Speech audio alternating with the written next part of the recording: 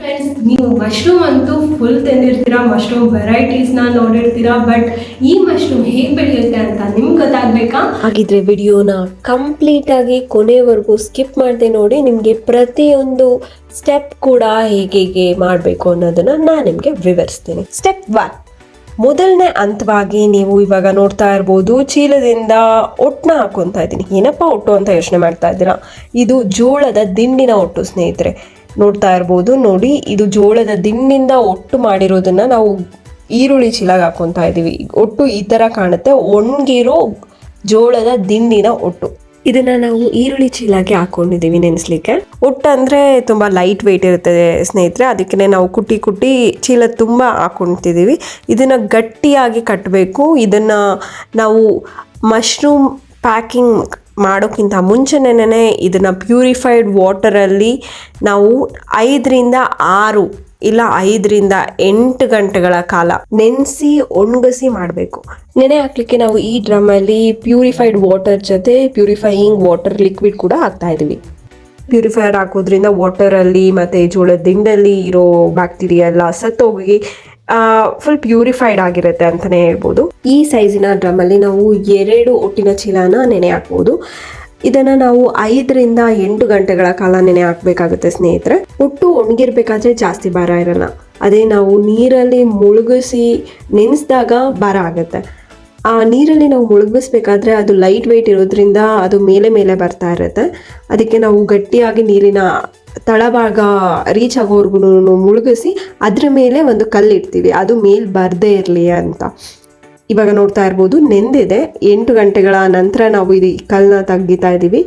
ಒಟ್ಟೆಲ್ಲ ತುಂಬ ಚೆನ್ನಾಗಿ ನೆಂದಿದೆ. ಸ್ಟೆಪ್ 2, 2ನೇ ಹಂತವಾಗಿ ನಾವು ನೆಂದಿರೋ ಒಟ್ಟನ್ನ ಒಣಗ ಹಾಕಿಸ್ಬೇಕು. ಇದನ್ನೇ ನಮ್ಮ 2ನೇಯ ಹಂತ. ನೀರೆಲ್ಲ ಡ್ರಮ್ ತುಂಬ ಇದೆ, ಇದನ್ನು ಒಟ್ಟನ್ನ ಹಾಗೆ ಎತ್ಕೊಳೋದು ತುಂಬ ಭಾರ ಆಗುತ್ತೆ ಸ್ನೇಹಿತರೆ. ಯಾಕಂದರೆ ನೆಂದಿದೆ, ನೀರಿನ ಅಂಶ ತುಂಬ ಜಾಸ್ತಿ ಇರುತ್ತೆ. ಅದಕ್ಕೆ ನಾವು ಡ್ರಮ್ಮಲ್ಲಿರೋ ನೀರನ್ನೆಲ್ಲ ಚೆಲ್ಲಿ ನಂತರ ಈ ಮೂಟೆನ ಎತ್ತಿ ಒಣಗಿಸ್ತೀವಿ. ಈ ಮೆಥಡ್ ಅನುಸರಿಸೋದ್ರಿಂದ ನಮಗೆ ಈಸಿಯಾಗಿ ಆ ಮೂಟೆಗಳನ್ನ ನಾವು ಎತ್ಕೊಬೋದು. ಹಾಗಂತ ನೀರು ಚೆಲ್ಲಿದ ತಕ್ಷಣ ಮೂಟೆನ ಸುಲಭವಾಗಿ ಎತ್ಕೊಬೋದು ಅಂತ ಅಂದ್ಕೊಂಡ್ಲೇಬೇಡಿ. ತುಂಬ ಭಾರ ಇರುತ್ತೆ, ಯಾಕಂದರೆ ನೀರಿನ ಅಂಶ ಎಲ್ಲ ಒಳಗಡೆ ಹೋಗಿ ಒಟ್ಟು ತುಂಬ ಚೆನ್ನಾಗಿ ನೆಂದಿರುತ್ತೆ. ಅದಕ್ಕೋಸ್ಕರ ನಾವು ನೀರನ್ನೆಲ್ಲ ಚೆಲ್ಲಿ ಚೀಲದಲ್ಲಿ ಇರೋ ಒಟ್ಟನ್ನ 3ರಿಂದ 4 ಗಂಟೆ ಹಾಗೆ ಬಿಡ್ತೀವಿ, ಇರೋ ನೀರಿನ ಅಂಶ ಎಲ್ಲನೂ ಹೋಗಲಿ ಅಂತ. ಆಮೇಲೆ ಚೀಲದಲ್ಲಿರೋ ಒಟ್ಟನ್ನ ಹಾರಾಕೋಕ್ಕೋಸ್ಕರ ಅದನ್ನು ನಾವು ಸ್ಯಾನಿಟೈಸ್ ಆಗಿರೋ ಚಾಪೆ ಅಥವಾ ಸೀರೆ ಅಥವಾ ಟಾರ್ಪಲ್ ಮೇಲೆ ಕೂಡ ಹಾಕ್ಬೋದು. ಮಶ್ರೂಮ್ ಬೆಳಿಬೇಕಾದ್ರೆ ಪ್ರತಿಯೊಂದು ಸ್ಟಾರ್ಟಿಂಗ್ ಸ್ಟೆಪ್ಪಿಂದ ಎಂಡಿಂಗ್ ಸ್ಟೆಪ್ವರೆಗೂ ನಾವು ಕೈನ ಫುಲ್ಲು ಸ್ಯಾನಿಟೈಸ್ ಮಾಡ್ಕೊಂಡಿನೇ ಕೆಲಸಗಳು ಮಾಡಬೇಕಾಗತ್ತೆ. ನೀವೇನಾದರೂ ಬೇರೆ ಕೆಲಸದಲ್ಲಿ ತೊಡಗಿಕೊಂಡು ಈ ಥರ ನಾವು ಮಶ್ರೂಮ್ ಬೆಳಿಬೇಕು ಅಂತ ಅಂದ್ಕೊಂಡಿದ್ರೆ ಒಟ್ಟನ್ನ ನೀವು ಮಧ್ಯಾಹ್ನ ಅಥವಾ ಸಾಯಂಕಾಲ ನೆನೆಹಾಕ್ಬೋದು. ನಂತರ ಅದನ್ನು ರಾತ್ರಿಗೆ ಒಣಗಿಸೋದು ತುಂಬ ಒಳ್ಳೆಯದು ಮತ್ತು ಉಪಯೋಗಕರ ಅಂತಲೇ ಹೇಳ್ಬೋದು. ಯಾಕಂದರೆ ಈ ಒಟ್ಟನ್ನು ನಾವು ಬಿಸಿಲಲ್ಲಿ ಒಣಗಿಸ್ಲೇಬಾರ್ದು. ಮೂಟೆಯಲ್ಲಿ ನೀರಿನ ಅಂಶ ಕಮ್ಮಿ ಆಗಿದ್ರೂ ತುಂಬ ಗಟ್ಟಿಯಾಗಿರುತ್ತೆ, ಯಾಕಂದರೆ ಒಳಗಡೆ ನೀರಿನ ಅಂಶದಿಂದ ಒಟ್ಟೆಲ್ಲ ಒಂದೇ ಕಡೆ ಕುಂತಿರುತ್ತೆ. ಸೊ ಸ್ವಲ್ಪ ಕಷ್ಟ ಆಗುತ್ತೆ, ಒಡ್ದು ನಾವು ಹಾರಾಕಬೇಕಾಗತ್ತೆ. ಈ ಒಟ್ಟನ್ನ ಹಾರಾಕಬೇಕಾದ್ರೆ ತುಂಬ ತೆಳ್ಳಗೆ ಹಾರಾಕಿದ್ರೆ ಬೇಗ ಆರುತ್ತೆ ಅಂತ ನಾನು ಆಗಲೇ ಹೇಳಿದಾಗೆ ಇದು ಡೈರೆಕ್ಟ್ ಸನ್ಲೈಟ್ ಅಥವಾ ಬಿಸಿಲಲ್ಲಿ ಒಣಗಿಸ್ಲೇಬಾರ್ದು. ಇದನ್ನು ಯಾವಾಗಲೂ ನೆರಳಿನಲ್ಲಿ ಶ್ಯಾಡೋ ಅಲ್ಲಿ ಮಾತ್ರನೇ ಒಣಗಿಸ್ಬೇಕು. ಆ್ಯಂಡ್ ಕಂಪ್ಲೀಟಾಗಿ ಇದು ತುಂಬ ಒದ್ದೆತನ ಹೋಗೋಷ್ಟೆಲ್ಲ ಒಣಗಿಸ್ಲೇಬಾರ್ದು. ಒದ್ದೆತನ ಇರಬೇಕು, ಆದರೆ ನೀರು ತೊಟ್ಟಿಗಬಾರ್ದು ಅಥವಾ ನೀರಿನ ಅಂಶ ಹೆಚ್ಚಾಗಿ ಇರಬಾರ್ದು. ಇದನ್ನು ನಾವು ರಾತ್ರಿ ಹೊತ್ತು ಆರೋಗೋದ್ರಿಂದ ತಂಪಾಗಿ ಇರೋ ವಾತಾವರಣದಿಂದ ಇದು ಆರುತ್ತೆ. ಅದಕ್ಕೋಸ್ಕರ ಇದು ಕಂಪ್ಲೀಟ್ ಡ್ರೈ ಕೂಡ ಆಗಲ್ಲ. ನಮಗೆ ಯಾವ ರೀತಿ ಆರಬೇಕೋ ಅದಕ್ಕೆ ಇದು ಚೆನ್ನಾಗಿ ಆರುತ್ತೆ. ತೆಳ್ಳಗೆ ನಾವು ಆರಾಕಬೇಕು. ತೆಳ್ಳಗೆ ಆರಾಕೋದ್ರಿಂದ ಗಂಟು ಇರೋದು ಎಲ್ಲನೂ ಬೇಗ ಆರುತ್ತೆ. ಮಶ್ರೂಮ್ ಬೆಳೆಯೋಕ್ಕೆ ಹಲವಾರು ವಿಧ ಇದೆ ಸ್ನೇಹಿತರೆ, ಆದರೆ ಜೋಳದ ಒಟ್ಟಿಂದ ಆಯಿಸ್ಟರ್ ಮಶ್ರೂಮ್ ಹೇಗೆ ಬೆಳೆಯೋದು ಅನ್ನೋ ಕಂಪ್ಲೀಟ್ ಮಾಹಿತಿ ಈ ವಿಡಿಯೋದಲ್ಲಿ ನಾನು ನಿಮಗೆ ತಿಳಿಸ್ತಾ ಇರೋದು. ನಿಮಗೂ ಏನಾದರೂ ಮಶ್ರೂಮ್ ಬೆಳೆಯೋ ಆಸಕ್ತಿ ಇದ್ದರೆ ನೀವು ಖಂಡಿತ ಯಾವುದೇ ರೀತಿಯ ಪ್ರಶ್ನೆಗಳಿದ್ರೂ ಕಮೆಂಟ್ ಬಾಕ್ಸಲ್ಲಿ ಹಾಕ್ಬೋದು, ಕಂಪ್ಲೀಟ್ ಮಾಹಿತಿ ಕೊಡ್ತೀವಿ. ಇದನ್ನು ನಾವು ಫ್ರಾಂಚೈಸಿ ಥರ ತಗೊಂಡು ಬೆಳೀತಾ ಇರೋದು. ನಮಗೆ ಕಂಪ್ನಿಯಿಂದನೇ ಎಲ್ಲ ಬೀಜಗಳು ಒಟ್ಟು ಎಲ್ಲ ಸಿಗುತ್ತೆ, ಅದನ್ನು ಬೆಳೆದು ನಾವು ಕೊಡೋದು ಸ್ನೇಹಿತರೆ. ಬೆಳೆಯೋಕೆ ಆಸಕ್ತಿ ಇದೆ, ಜಾಗ ಕೂಡ ಇದೆ, ಆದರೂ ಕೆಲ್ಸಕ್ಕೆ ಹೋಗ್ತಾ ಇದ್ದೀವಿ, ಹೇಗೆ ಬೆಳೆಯೋದು ಅನ್ನೋದೆಲ್ಲ ನಿಮ್ಮ ಆಲೋಚನೆ ಆಗಿದ್ರೆ ನೀವು ಕುಟುಂಬದವರ ಸಹಾಯದಿಂದ ಇದನ್ನ ಮಾಡ್ಬೋದು. ಕುಟುಂಬ ಸಮೇತರಾಗಿ ನಾವು ಮಾಡ್ತಾ ಇದ್ದೀವಿ. ತೆಳ್ಳಗೆ ನಾವು ಆರಾಕ್ತಾ ಇದ್ದೀವಿ. ಇದಕ್ಕೆ ನೀವು ಈ ಥರ ಸ್ಟಿಕ್ ಕೂಡ ಯೂಸ್ ಮಾಡ್ಬೋದು. ಬಟ್ ಈ ಸ್ಟಿಕ್ಕು ಕೂಡ ನಾವು ಸ್ಯಾನಿಟೈಸ್ ಮಾಡಿದ್ದೀವಿ. ಇದರಲ್ಲಿ ಶಿಸ್ತು ತುಂಬಾ ಉಪಯೋಗ ಆಗುತ್ತೆ. ಹೈಜೀನ್ ಆಗಿ ಇರಬೇಕು, ಇಲ್ಲಾಂದರೆ ಇದು ಕಂಟಾಮಿನೇಟ್ ಆಗಿ ಹಾಳಾಗೋ ಚಾನ್ಸಸ್ ಇರುತ್ತೆ. ನಮಗೆ ಆಗ ಈಲ್ಡ್ ಬರೋದಿಲ್ಲ. ಸೊ ನಾವು ಎಲ್ಲದಕ್ಕೂ ಸ್ಯಾನಿಟೈಸ್ ಹಾಕಿ ಯೂಸ್ ಮಾಡೋದ್ರಿಂದ ನಮಗೆ ತುಂಬ ಒಳ್ಳೆ ಈಲ್ಡ್ ಬರುತ್ತೆ ಅಂತಲೇ ಹೇಳ್ಬೋದು. ಈ ಪ್ರೋಸೆಸ್ಸಲ್ಲಿ ಸ್ಯಾನಿಟೈಸೇಷನ್ ತುಂಬ ಮುಖ್ಯ. ಮತ್ತು ಸ್ಟೆಪ್ ತ್ರೀ ಬಂದು ಫಸ್ಟೇ ಡ್ರೈ ಮಾಡಿರೋದು ಯಾವ ರೀತಿ ಡ್ರೈ ಆಗಿದೆ, ತೆಳ್ಳಗೆ ಹರಡಿರಬೇಕು. ಹಿಂಗೆ ನೋಡಿ ಇಡಿಯಾಗಿ ಇಟ್ಕೊಂಡ್ರೆ ಜಸ್ಟ್ ವೆಟ್ ಇರಬೇಕು. ತುಂಬ ನೀರು ಇರೋದನ್ನು ಪ್ಯಾಕ್ ಮಾಡೋಕ್ಕಾಗಲ್ಲ. ಇದು ಕರೆಕ್ಟ್ ಕಂಡೀಷನಲ್ಲಿದೆ. ವೆಟ್ ಅಂದರೆ ಬೆವರು ನೀರು ಹೆಂಗೆ ಇರುತ್ತೋ ಆ ರೀತಿ ನಿಮ್ಮ ಕೈಯಲ್ಲಿ ಫೀಲ್ ಆಗಬೇಕು. ತುಂಬ ಒದ್ದೆ ಇದ್ರೂ ಕಂಟ್ಯಾಮಿನೇಷನ್ ಪ್ರಾಬ್ಲಮ್ ಆಗುತ್ತೆ. ಇದು ಇವಾಗ ಸರ್ಟನ್ ಇದರಲ್ಲಿ ಕರೆಕ್ಟಾಗಿದೆ. ಇವಾಗ ಪ್ಯಾಕಿಂಗ್ ಮಾಡೋದಕ್ಕೆ ಹೆಂಗೆ ಅಂತ ತೋರಿಸ್ತೀನಿ ಬನ್ನಿ. ಎಲ್ಲ ಇದಾದ್ಮೇಲೆ ಎಲ್ಲ ಒಂದು ಕಡೆ ಗುಡ್ಡಿಗೆ ಹಾಕೋಬಿಡಿ.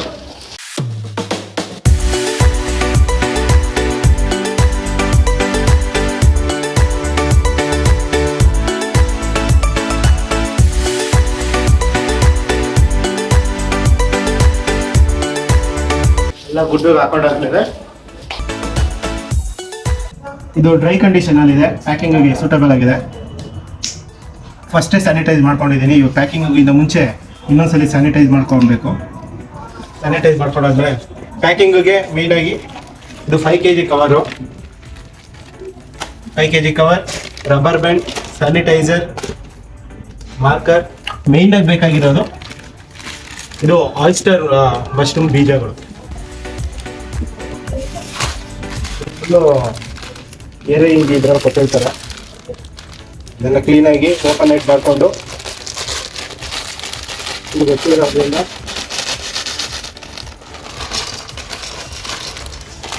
ಅವರಲ್ಲೇ ಪ್ಯಾಕ್ ಮಾಡ್ಬೋದು. ಆದರೆ ನಮ್ಮ ಒಂದು ಇದಕ್ಕೋಸ್ಕರ ಇದಕ್ಕೆ ಹಾಕೊಂಡು ಪ್ಯಾಕ್ ಮಾಡ್ತೀವಿ.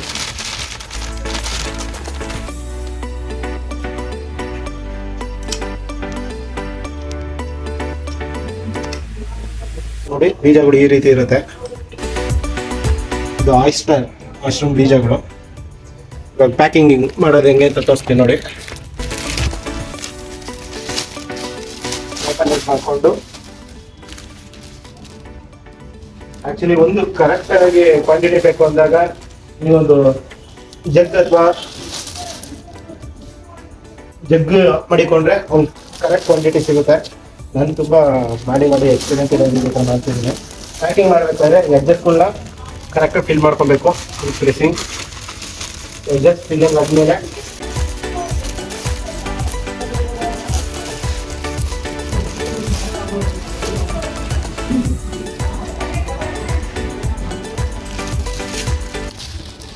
ಎಲ್ಲ ಕಡೆ ಲೇಯರ್ ಹೆಡ್ ಬರೋ ಥರ ಬೆಳ್ಳಲ್ಲಿ ಹಾಕೋಬೇಕು.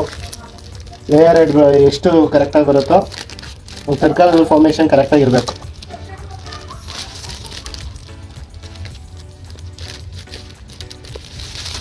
ಇದು ಫಸ್ಟ್ ಲೇಯರ್ ಆಯಿತು ನೋಡಿ. ಸೆಕೆಂಡ್ ಲೇಯರ್ಗೆ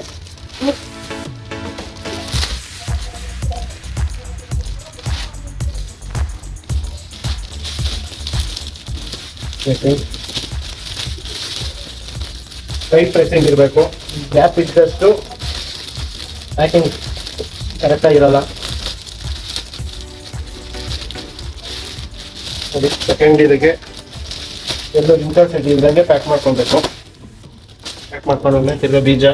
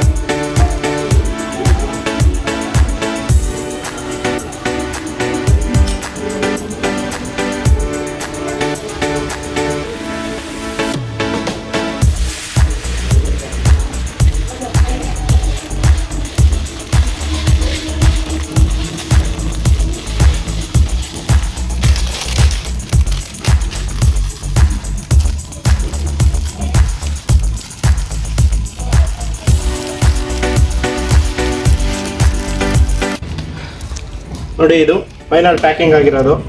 ಪ್ಯಾಕಿಂಗ್ ನೋಡಿ ಎಷ್ಟು ಪರ್ಫೆಕ್ಟ್ನೆಸ್ ಆಗಿದೆ ಅಂದರೆ first layer, second layer, third layer, fourth layer, fifth layer. ಇದಾದಮೇಲೆ ಇದು ಯಾವ ಡೇಟಲ್ಲಿ ಪ್ಯಾಕ್ ಮಾಡಿದೆ ಅಂತ ನಮ್ಮ ಕನ್ಫರ್ಮೇಷನ್ಗೋಸ್ಕರ 29th ಮಂತ್ ಬಂದು 12.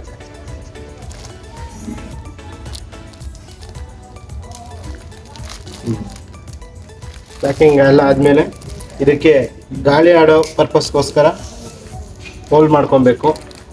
ಹೋಲ್ ಮಾಡೋದಕ್ಕೆ ಫಸ್ಟ್ ಸ್ಯಾನಿಟೈಸ್ ಮಾಡ್ಕೊಬೇಕು. ಈಗ ಪ್ರತಿಯೊಂದಕ್ಕೂ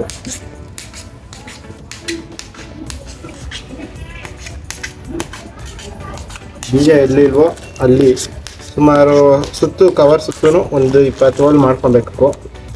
ಅಂದರೆ ಆ ಒಳಗಡೆ ಇರೋದು ಸ್ವಲ್ಪ ಗಾಳಿ ಆಡೋ ಥರ ಮಾಡ್ಕೊಬೇಕು.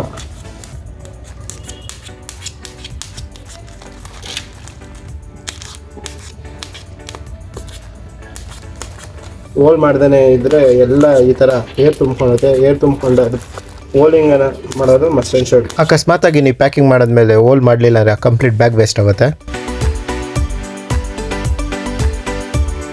ಇದು ಡಾರ್ಕ್ ರೂಮ್. ಡಾರ್ಕ್ ರೂಮ್ ಅಂದರೆ ಪ್ಯಾಕಿಂಗ್ ಆದಮೇಲೆ ನೆಕ್ಸ್ಟ್ ಎಲ್ಲ ಒಂದು ವಾತಾವರಣ ಹಬೆ ಇರೋ ವಾತಾವರಣದಲ್ಲಿ ಸ್ಟೋರ್ ರೂಮ್ ಮಾಡ್ತಾ ಇದ್ದೀವಿ. ಫುಲ್ ಈ ರೂಮು ಸ್ಯಾನಿಟೈಸ್ ಆಗಿ ಇದಿರೋದು. ಪ್ಯಾಕಿಂಗ್ ಆಗಿದ್ದು ನೆಕ್ಸ್ಟ್ ಎಲ್ಲ ಬ್ಯಾಚ್ಗಳೂ ಒಂದು ಡಿಸ್ಟೆನ್ಸ್ ಮೇಂಟೈನ್ ಮಾಡಿ ಇಟ್ಟಿರ್ತೀವಿ. ಇದು ನಾವೊಂದು ಹಳೆ ಮನೆಯಲ್ಲಿ ಒಂದೊಂದು ಡಾರ್ಕ್ ರೂಮ್ ಮಾಡಿದ್ದೀವಿ. ಶೆಡ್ ಬಂದು ಸ್ಪ್ರೇ ಎಲ್ಲ ಮಾಡೋದಕ್ಕೆ. ಇಲ್ಲಿ ನೀರು ಯಾವುದೇ ಥರ ನೀರು ಆಡಲ್ಲ. ಒಂದ್ಸಲಿ ಒಂದು 20 ದಿನ 15 ದಿನ ಆದಮೇಲೆ ನಾವು ಶೆಡ್ಗೆ ಹಾಕ್ತೀವಿ. ಅಂದರೆ ಕ್ಲೀನಾಗಿ ಮಶ್ರೂಮು ರನ್ ಆಗಿರಬೇಕು. ಈ ಥರ ಬೀಜಗಳೆಲ್ಲ ನೋಡಿ ಬ್ಯಾಗ್ ಫುಲ್ಲು ವೈಟ್ ಆಗಿ ಮಶ್ರೂಮ್ ಬೀಜಗಳೆಲ್ಲ ಈ ಥರ ಬ್ಯಾಗ್ ಫುಲ್ಲು ವೈಟ್ ಆಗಿ ಬರ್ತಾ ಇರುತ್ತೆ. ಈ ಥರ ಫುಲ್ಲು ಬ್ಯಾಗು ವೈಟ್ ಆದಮೇಲೆ ಇಲ್ಲ ಅಲ್ಲಿಲ್ಲೇ ಮೊಳಕೆ ಹೊಡೆಯೋ ಕಂಡೀಷನಲ್ಲಿ ಇದು ಆ್ಯಕ್ಚುಲಿ ಬಂದ್ಬಿಟ್ಟು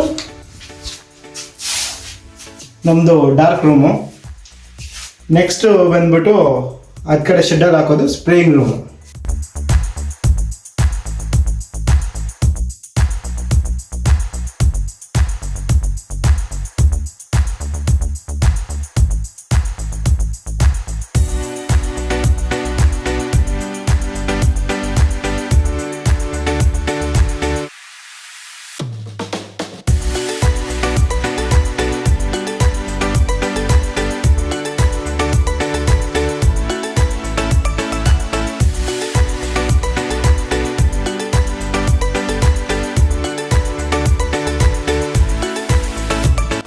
ಆ ಡಾರ್ಕ್ ರೂಮಿಂದ ಈ ಶೆಡ್ ತಂದು ಹಾಕೋದ್ಮೇಲೆ ಇದೆಲ್ಲ water spraying area. Water spraying ಏರಿಯಾದಲ್ಲಿ ನಾವೆಲ್ಲ ತಂದು ಹಾಕ್ಕೊಂಡು ಫಸ್ಟು ಅಲ್ಲಿಂದ ಬ್ಯಾಗ್ ತಂದು ಹಾಕೊಂಡಾದ್ಮೇಲೆ ಸೀಸರ್ಗೆ ಸ್ಯಾನಿಟೈಸ್ ಮಾಡ್ಕೊಬೇಕು. ಸೀಸರ್ ಅಥವಾ ಹ್ಯಾಂಡ್ ಪ್ರತಿಯೊಂದಕ್ಕೂ ಸ್ಯಾನಿಟೈಸ್ ಮಾಡ್ಕೊತಾನೆ ಇರಬೇಕು.